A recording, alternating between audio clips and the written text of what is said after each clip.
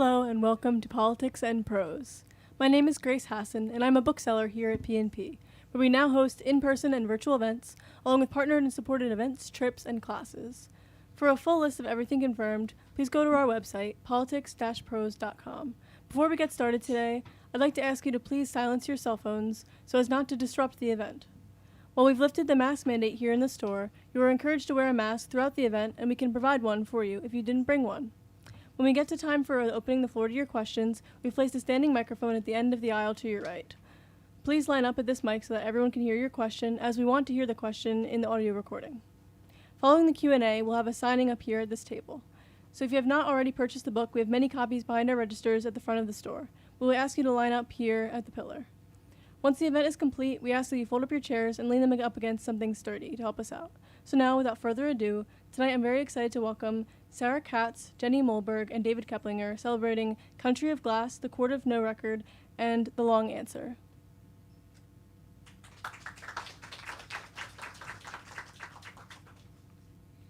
Hi, everyone. Thanks for coming out tonight.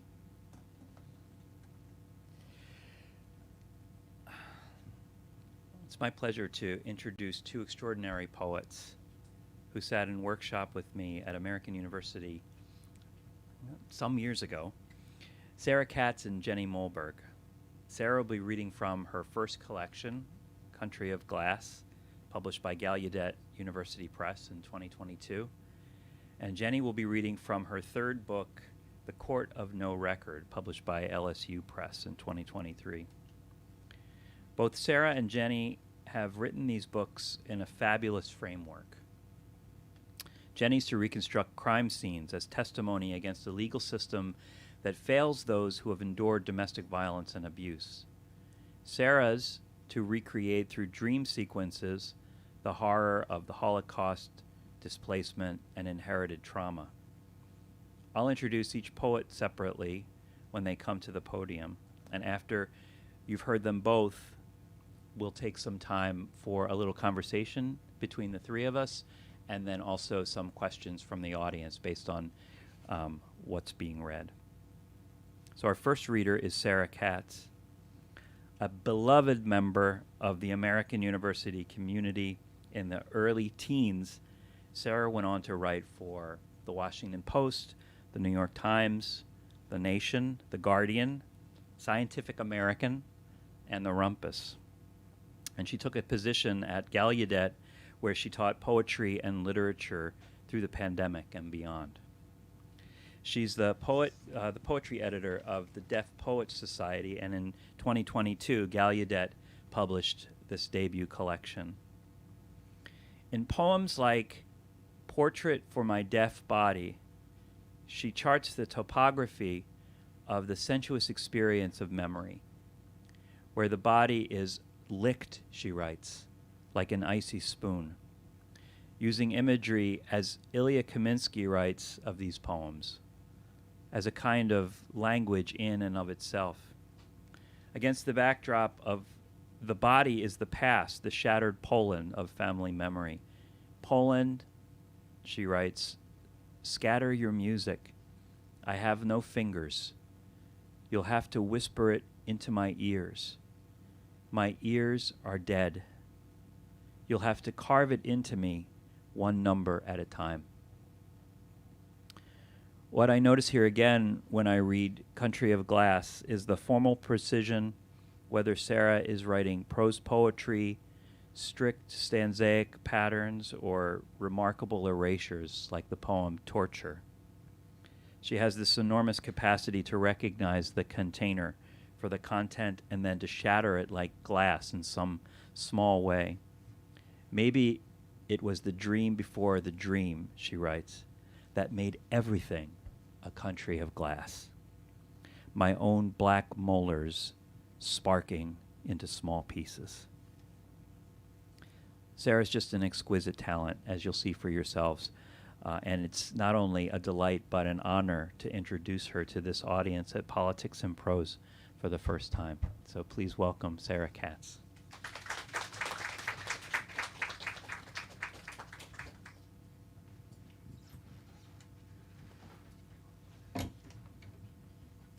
Thank you, David, and thank you, everybody, for being here.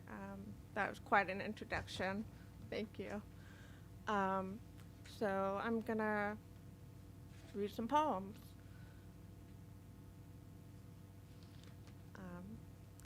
This one is called The Album, and it's about my grandmother's journey, and I'll just go right ahead and read it. The Album. Bemmel stole potatoes from a freight car to survive Hansavici. Great-Grandma Sonia watched as he dragged the sack past graves he dug for other Jews, unaware her daughter Anya would marry him. That's not until New York, where the past barely exists, but the pain lingers a ghost.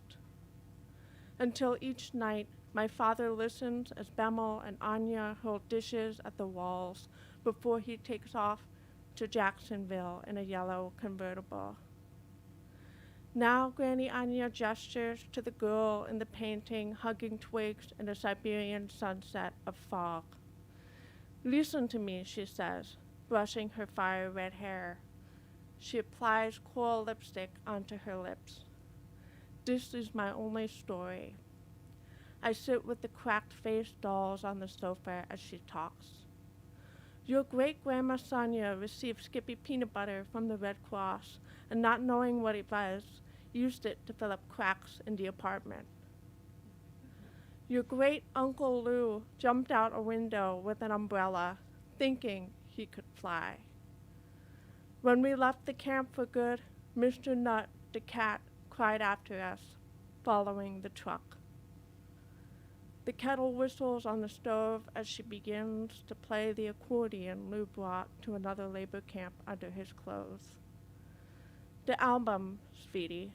Please get me the album.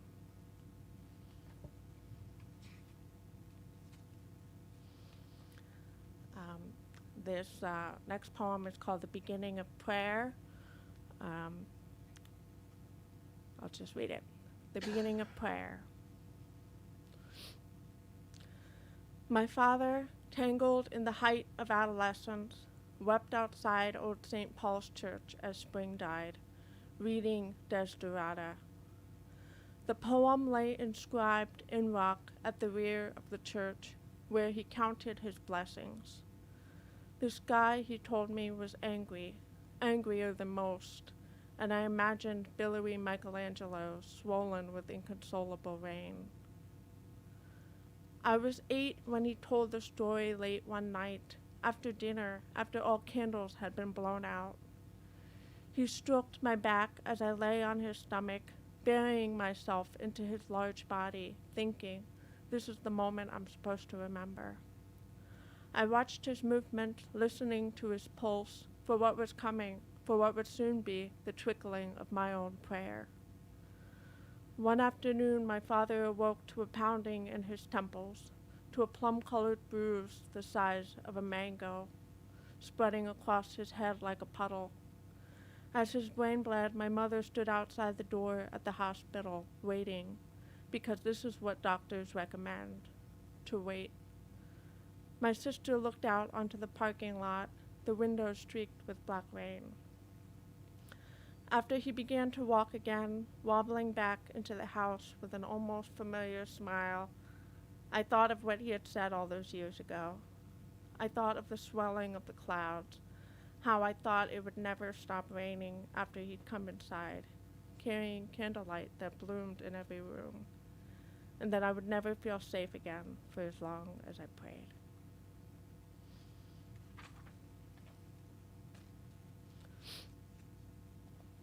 There's some sad poems, some happy poems. Try to, keep it diverse. The End of the Ordinary Body. After the accident, I was redrawn in light, my body a suit. Blossom of blood at my feet. Rupture revealed bone, salt-crusted skin. Smoldered through me like memory. Tintels gleam and rubber peeling away. I couldn't speak. The sag of being, the cars fragmenting, a thief.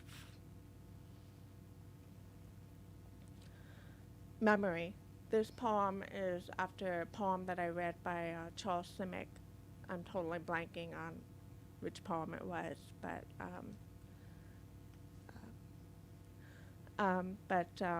it was kind of written in the spirit of that poem. Memory. Great was the apartment, the goat that roamed its rooms, dreamed in a bed of hay.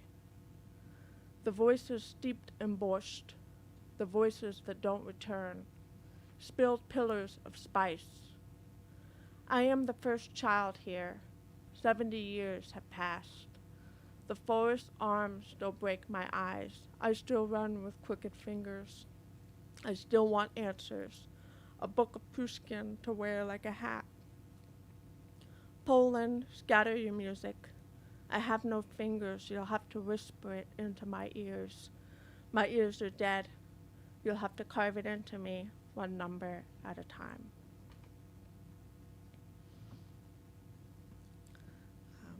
This one is called Post-Craniotomy.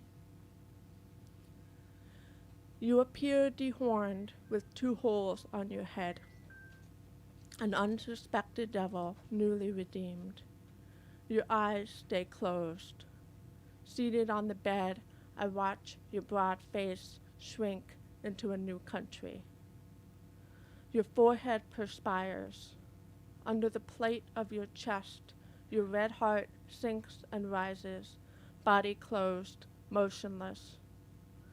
The unknown world there bothers me, so I superimpose the idea of your eyeballs onto the fact of your face. For a moment, you stare back, I think, black ponds trickling into my own. But it is me staring from the internal mirror, wandering without a map.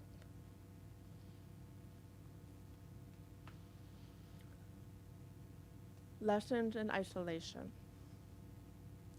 In the prison, bodies come to understand the walls. Their hands move little, clutched in front of faces until there is the wall and the barred window of the cell. From behind there, you can sense other hands slithering past like amoebas, unseen and immune to expression, but they are there, hidden, all 5 fingers faintly moving. Silence, at least, at last, will never leave. Yes, there is the door, but outside it, the soundless jangling of people.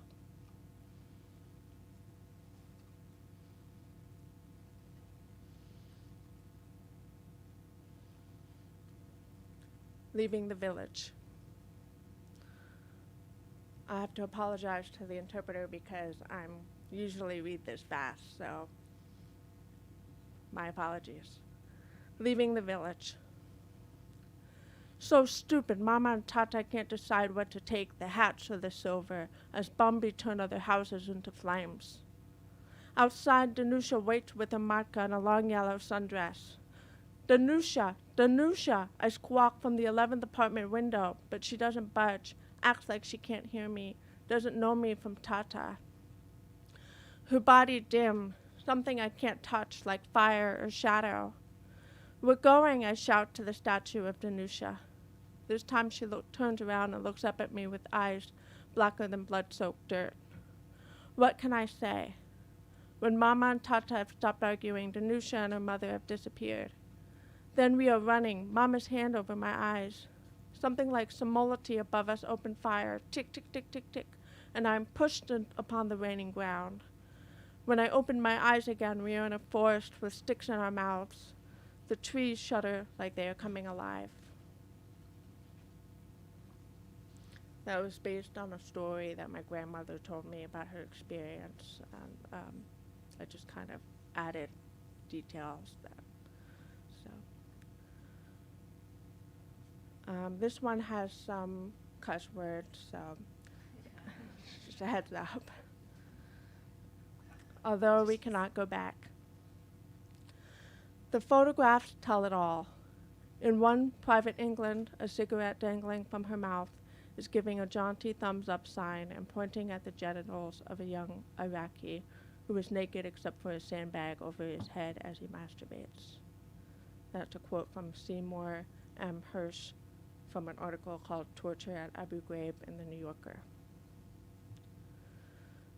Let us too leave it all behind, bury the hatchet, the photographs, your dreams of choking on American's cock, or the shit spreading on your tongue into your thinning eyes as you forget your family, your body, the only remainder, but of what? Let us too open your palm of blood that we cannot wash away, but let us imagine your souvenir of pain, ringing, doves of peace. Let us pretend for a moment this never happened, but even though we could, we would not leave marks that do not come from love. Would you have placed your mouth on mine, called me by my name? And what would my name from your mouth say? Would it say, I made this for you? Would it say?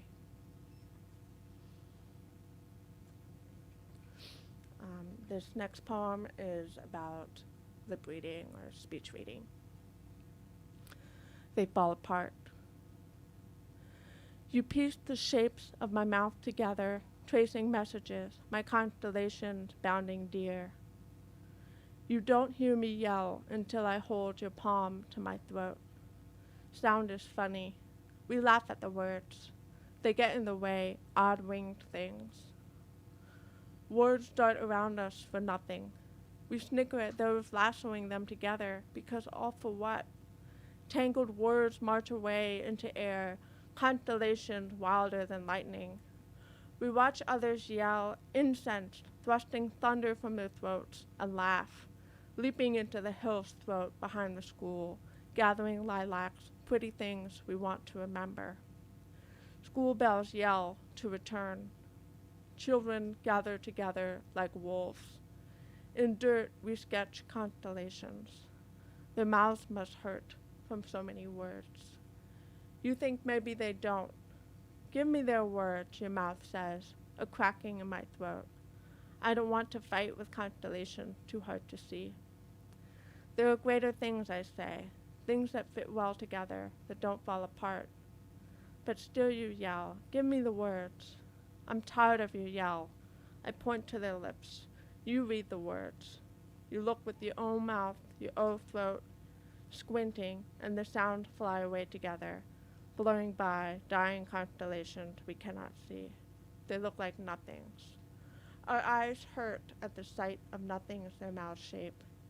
We map lips and yells flashing by, ineffable constellations, stitching together their half-words, craters in the dark. We feel together for thunder, sewing symbols to their throats for nothing. They get in the way, their throats, tangling the air with wayward words, the signs never right, never falling together. And this is one more poem. This one is about a relationship with somebody who I felt hadn't been honest with me. And the title is Open and Open, and I meant both senses of the word, like break and be honest. Dear brother, I want the truth in the amber bottle empty beside you, the vomit that sealed your lips, the abundance of you and your addiction and the decay. I want you open to a wholeness between us, not this fissure, not this blank country shorn of what is true. I want the weight of your truth to arrive the way that bright summer afternoon and its black SUV pinned me to asphalt, opening fresh holes in my body. Brother, the body's only promise is that it will open. So much depends on this openness, the wholeness of what is broken. Thank you.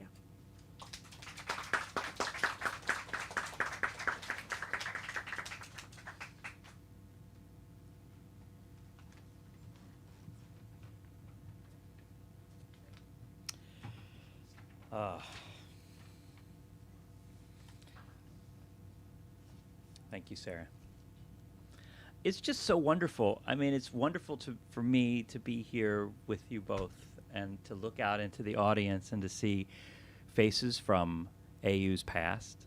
Barbara, when did you graduate from our MFA program? A long time. The first graduating class. The first grad, so Okay, 83. I was going to say it, then I... Thank you for being here tonight. I mean, and then I'm looking out and I see students currently in our program and a few students who just graduated. This is real. What we do is real. And to see you two up here fulfilling that promise is really, it's a special thing to be a part of. Jenny Molberg. Jenny Molberg was the first student I met at AU when I came to Washington to teach in 2007. That was 16 years ago. She came swooping into my office, all heart and energy and skill. And I must say that she is still that same presence after all these years, except instead of sharing these gifts with a small workshop of 12 students, she's now offering them to the world.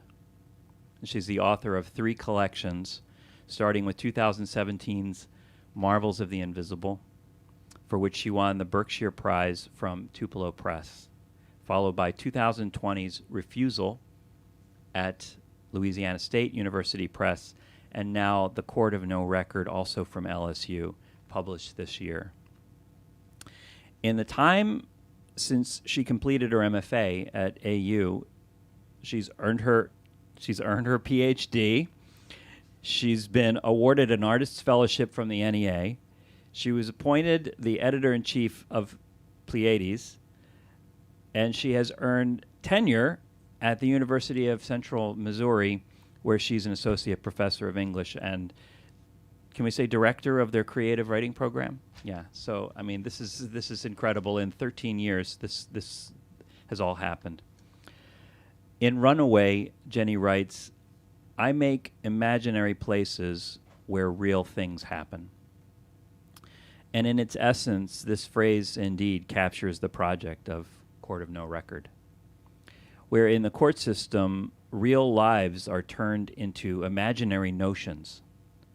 Mulberg reconstructs like the dollhouse sets of artist Francis Glessner Lee's miniature crime scenes, an American court that becomes further extension and exacerbation of the crime, often a place where the legal system favors the perpetrator and ignores or disallows the testimony of the survivor. In these poems, domestic violence and abuse are abetted by an ostentatious refusal to listen or learn, where within the courts, like in the abusive household, the eggshell plaintiff determines the behavior of those around him, and so we walk on eggshells for his sake thereafter. Then, like in a long closing argument, Molberg has to flip the dream back into the real, but only by passing through the surreal, translating what happens and what's still happening into the language of disorganized attachment and absurdity that further wounds the survivor. Jenny is really one of the bright lights of her generation, and it's truly wonderful to welcome her back to Washington for this event, and first time at Politics and Prose. With all our hearts, we thank you for joining us to receive this work. Help me welcome Jenny Molberg.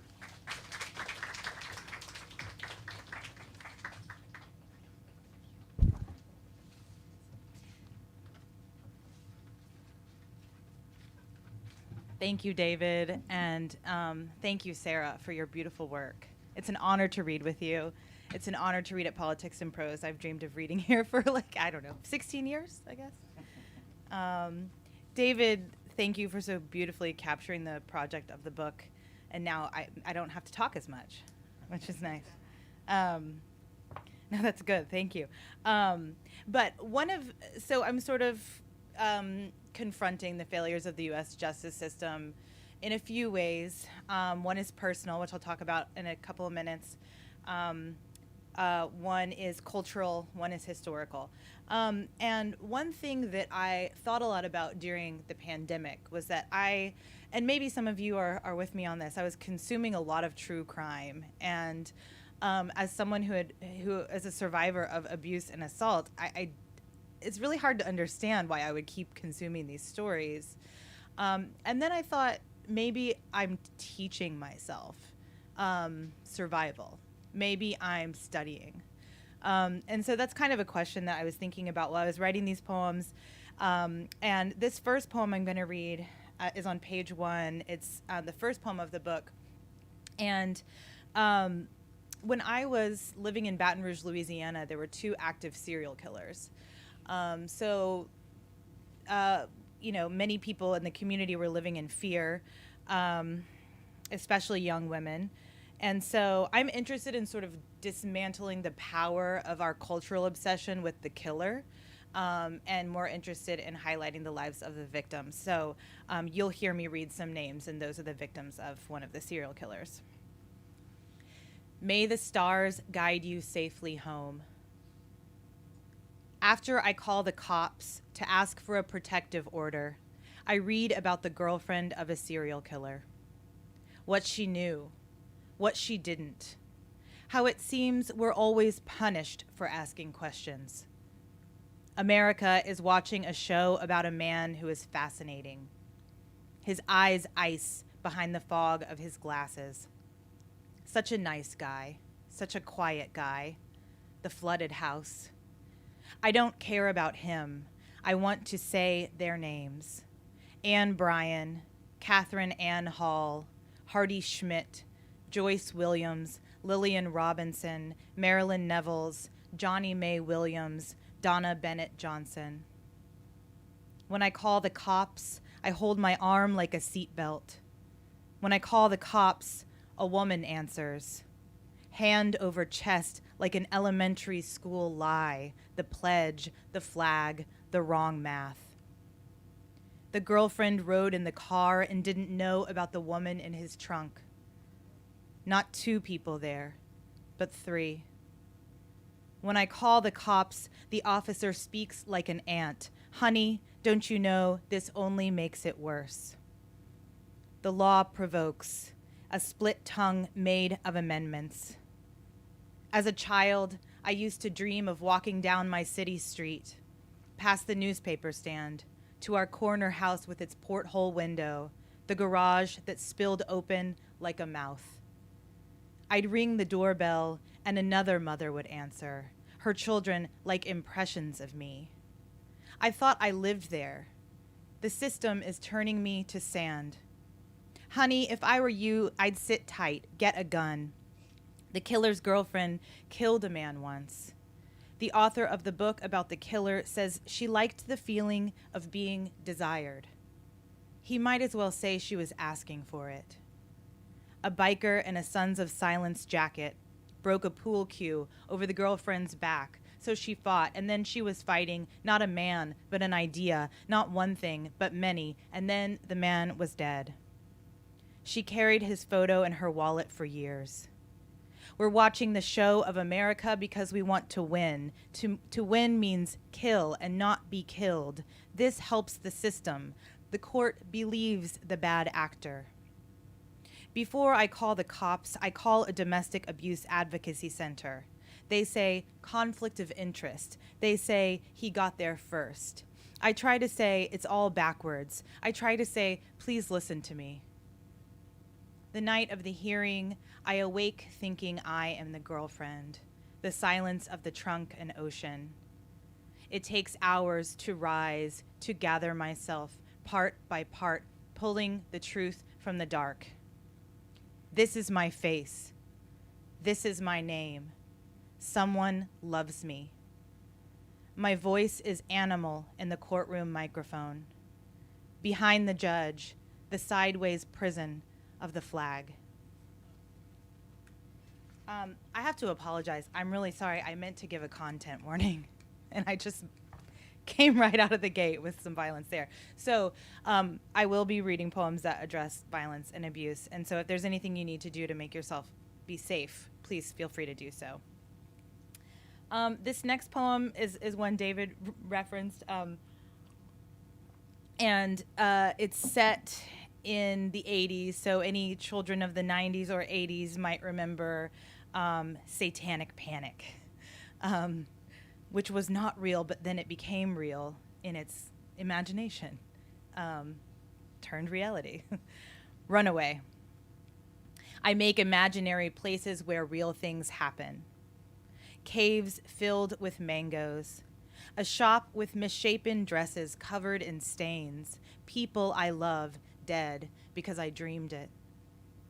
Last night it was my father, and my mother could not cry because her crying made it real. Friday night, the paws of a neighborhood dog are left severed on my porch. I feel what is missing of the dog until I am only hands and feet. Fear catches like a bark in the throat. A man I know wrote a book about a girl who took her own life. He morphed himself into her, as if that could ever be possible, which of course is an act of violence. What do I know, writing my way out of fear?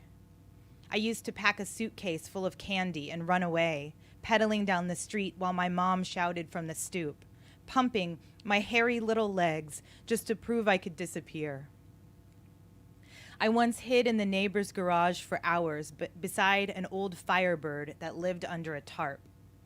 It was the 80s. Satanic panic, stranger danger. I watched my mother grow afraid, the thrill of her panic inside me. It was real. Having scared myself into grief, I went home. She loved me like a mother, which of course is an act of the imagination. I'll keep it brief, but I need to give you a little of the personal background of the book.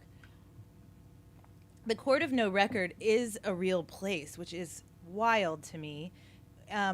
Where in the state I live, we don't have a Court of No Record, and I don't think that they're prevalent in many states, but in some, particularly southern states, the Court of No Record exists, and it's a place that comes before circuit courts wherein there is no record, there is no transcript. So this is a very dangerous thing, and it creates a lot of issues with, accessibility and things like that, because one cannot appeal a case and then have a transcript of what happened before. So my personal story happened in the Court of No Record. It began in the Court of No Record, and I was there with an ex of a fellow ex of my ex. Does that make sense? So my abusive partner had another partner. He took us both to court. She, because she spoke openly about his abuse on social media, and me, because I wrote poems. Can you believe it? This one's for her, and I read these with her permission. My scorpion. She coils her tail around my wrist, whispers me fire, the blue part, the part that really breathes. From the plaintiff table, the lawyer asks yes or no, but none of the questions are yes or no questions. The court clerk cleans his glasses with his shirt. The man says the word again, with a twang, a hard R. The obvious poplars sprawl their umbrellas over the Court of No Record. Nature. The man's anger rises beneath the table until he must excuse himself. My scorpion is able to speak and not speak. Her exoskeleton purples. No one touches her. His reddening mouth. I wish everyone could see it like us.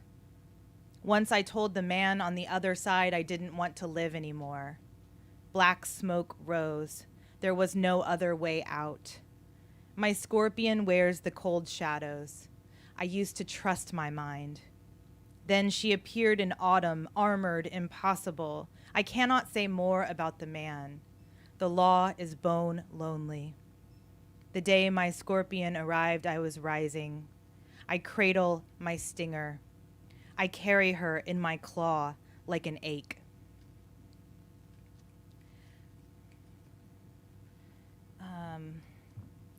Okay. Proceedings.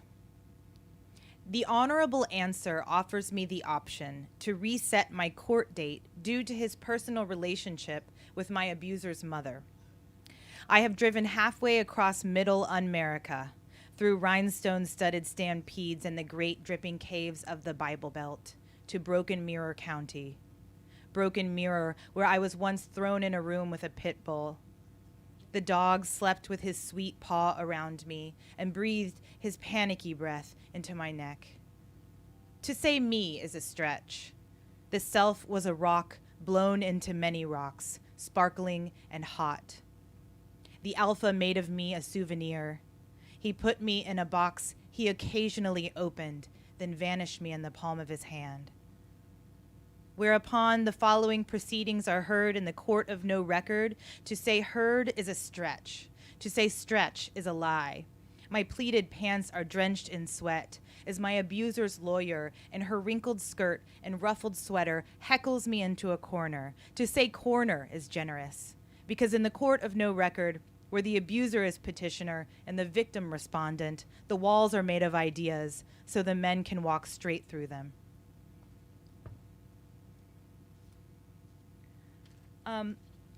So one thing I did in this middle section of the book is a court hearing in verse.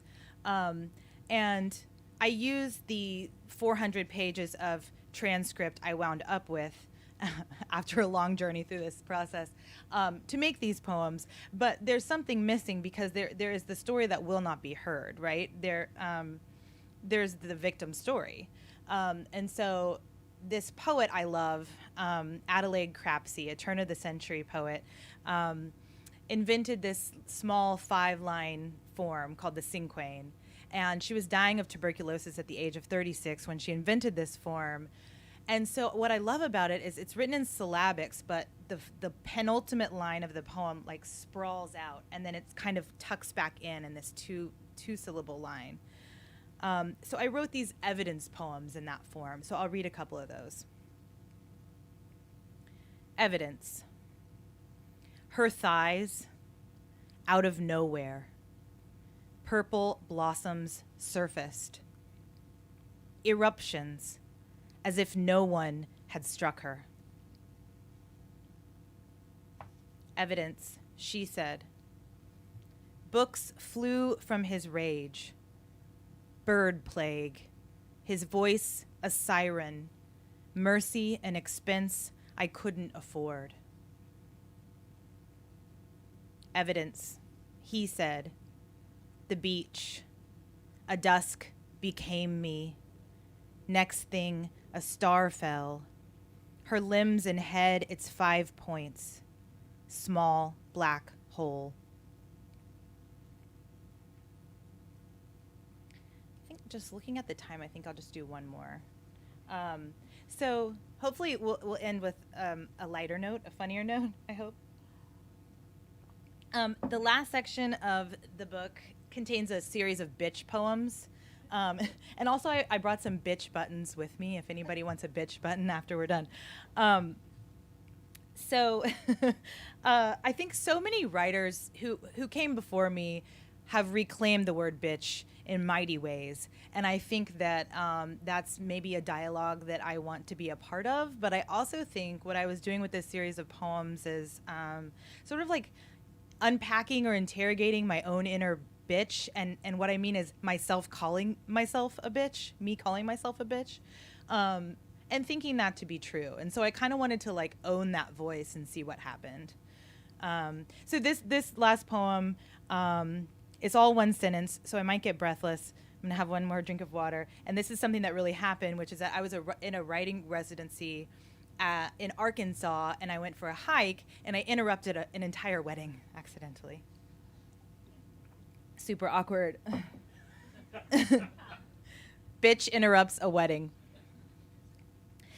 A black and blue pipevine butterfly.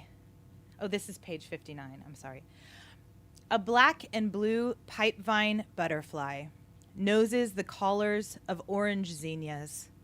Something someone might write a poem about. Someone who isn't a bitter bitch, or most likely a man with nothing else to do but splooge his sensitive musings down a sentence paved with fancy names for insects or plants or birds. Oh, swoon, red-banded hair-streak butterfly. Oh, sigh and hark the yonder black-eyed Susans, the Rudbeckia subtomentosa, the nighthawk, and Dick Sissel. And I stop by the cave trickle of a natural spring where air is cold as a winter tongue or calyx outstretched hand or some bullshit, sidestepping the bikers who have stopped to smooch in the grotto, my hand over my mouth because I have forgotten my mask, so that now, ambling down the charming Victorian Ozarkian streets, I appear to be in a constant state of shock, gasping into my own hand. And actually, I am in a constant state of shock, as I had long ago decided that the universe could only really push a person so far, that if there was no God, at least the world possessed a kind of omniscient fairness, a cosmic balance, trees leaning into wind, meaning in the goo of the chrysalis that turns to prismatic wings. And with the one hand over my mouth and the other on the hiking trail railing to guide my arthritic knee, I think, at least there's this lovely respite, gazing onto the green and dappled light, as 40 unmasked faces, weird little forest moons, crank upwards. An ivory dress and bridesmaid blue, fall flowers and pews and an aisle, and I hear the minister saying, "And now I pronounce you," as the bride in her sparkling white lace waits patiently for this bitch to stop ruining the moment her life will begin forever. And I blubber back up the stairs, picking a piece of mossy bark from my ponytail, and the sun prisms my arms, and a passing hawk darkens the afternoon for just a moment. And I am young, and I am breathing, and, praise Ozark Jesus, I am the interruption, and not the wanted moment that will pass. Thank you.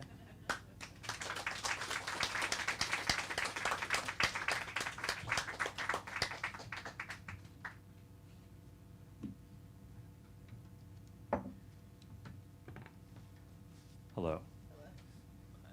Thank you both. That was a wonderful way, a note to end the reading on. And it actually connects to my first question, which when you said I want to end on a lighter note, as a way of kind of manipulating the emotions in the room. Do we choose our work, or does our work choose us? Because Sarah, in your case too, the work is very heavy, and it deals with family stories and memory that are difficult to relay, and to relay in a way that is communicated well. You have to really dwell on the details. So do we choose our work, or does our work choose us? What do you two think about that? Is this on? Yeah. Okay. That's a difficult question. I feel like I was reading Eduardo Cual, Slow Lightning, in graduate school, and that kind of gave me permission to write about family, because he wrote a lot about family, and so I guess you could say that I chose to write about family, but there was so much meat and so much life in, my family history that it also sort of came to me as well. So I have a follow-up question about that, so I'll come back to you. But Jenny. Oh, okay. On to you. Ooh, that's a hard, to have to pick between those two options. I think the work chooses us, but also I could probably argue the other side of it. Because I think so much of our poems is influenced by things that we can't control, identity, environment, and I think what is political is personal, what is personal is political, you know what I mean? So I do feel like there are a lot of ways in which the work chooses us, but I think, because the question started with humor, You know, like, I think we can choose how we approach the work back. You know what I mean? Like, I feel like humor set me free. My mom always said to me, like, your poems are so sad, but you are a really funny person. Like, why are they so sad? And I was like, maybe this is my outlet. This is where I put the sadness, you know? And I feel like kind of allowing myself to have humor or look at like a ridiculous nature of a situation brought me a lot of joy in the dark places. Yeah, I kind of asked that question in a reductive way on purpose because it's so mysterious where it comes from that I like to hear your responses. But what you were saying about watching crime shows after everything that you had been through, why are we compelled to watch the crime show rather than the comedy to lift ourselves out of it or forget or cheer up or whatever the world might tell us? Why go back to the nightmare as the wish fulfilled? You know, why recreate that dream again and again? So there has to be something that's compelling us from a very deep place to write about that difficult material, because it isn't something I would say we would choose if we were really given the chance to be this writer or that writer. I think probably watching the crime shows too is, and you know, and the podcasts and the books, like, you know, I feel like maybe it's like having a recurring nightmare, like you haven't unpacked it yet, you haven't unraveled why it happened, because it's impossible to understand why such violence happens, you know. So I don't know. So the writing of it is you're still wrapping your mind around the fact that this has happened or that this goes on. Sarah? Yeah, I mean, I feel like writing poems just lets you live the experience, and kind of after I've written the poem, I'm kind of spent, and I stopped thinking about that thing that had obsessed me for years. And a lot of the poems that I wrote in Country of Glass, I wrote years ago, and so I feel kind of detached a little bit from some of the subject matter. And that's because I spent so much time, you know, in my thoughts about these experiences, and yeah. Thank you. I want to just turn the mic over to the audience. Does anybody here have a question for Jenny or Sarah? This may sound dumb, but I was Barbara.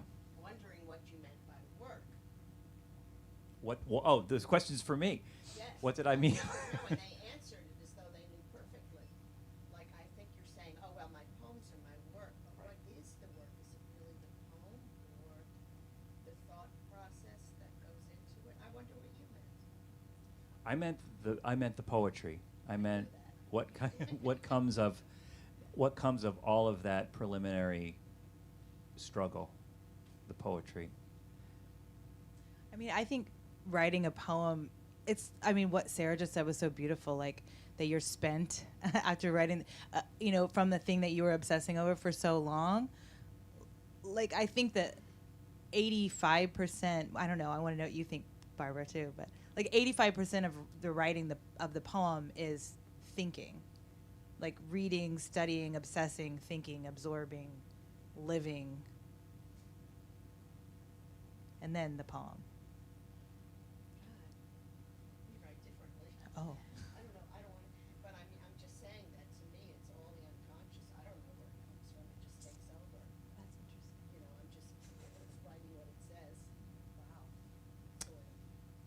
The revision is different. That is really like a kind of conscious dreaming.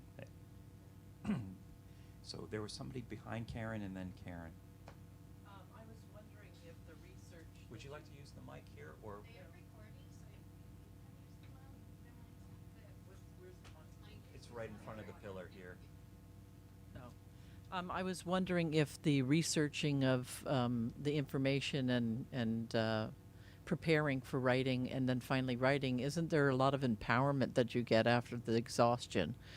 I would assume that that would be something that it's a catharsis, perhaps. Yeah, so with for some of my poems, there was I don't know what intake papers or papers from when my family came to the United States from Poland. There were stories in the paperwork, and I was like, this is gold, this is poetry on its own, and that those were the meat of the poem, the first poem that I read, the album, which is, going back to humor, stood out to me because, we when we think of the Holocaust, we think of everything bad that happened, but we don't think of how people were living their lives, and there were happy and neutral moments happening as well, and that I guess was I don't know if cathartic is the right word, but revealing, and there was a kind of truth there, and even though I invented some details, I was trying to be honest. And it's one of my favorite poems in the book. The album is just a masterpiece of a poem on the page, too. You all heard it, but to see it on the page really is a spectacular piece of writing in the way that you bring the past into the present. Thank you. Cathartic. Yeah, I think for me, you mentioned researching, and I think, and we were kind of talking about that. I think going back through, I wrote this book a little bit differently than I've written poems before. I mean, in a sense that it was like more documentary. Going back through the court transcripts, my own and others, and doing deep research felt really exhausting. So I think that's where my bitch poems also came from, is that like, that was where the empowerment, where I kind of took the empowerment back, because I felt broken after the research and after the experience. And so I think those were maybe the most cathartic ones to write, just because it felt like kind of a fake it till you make it voice. Like, I'm a bad bitch, And then like kind of made me more of one. And we have time for one more question. Karen.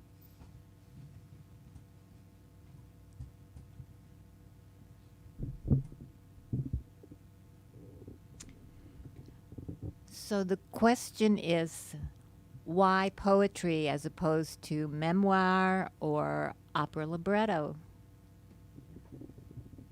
Why poetry? Should we go back to Sarah? Well, I write in all genres.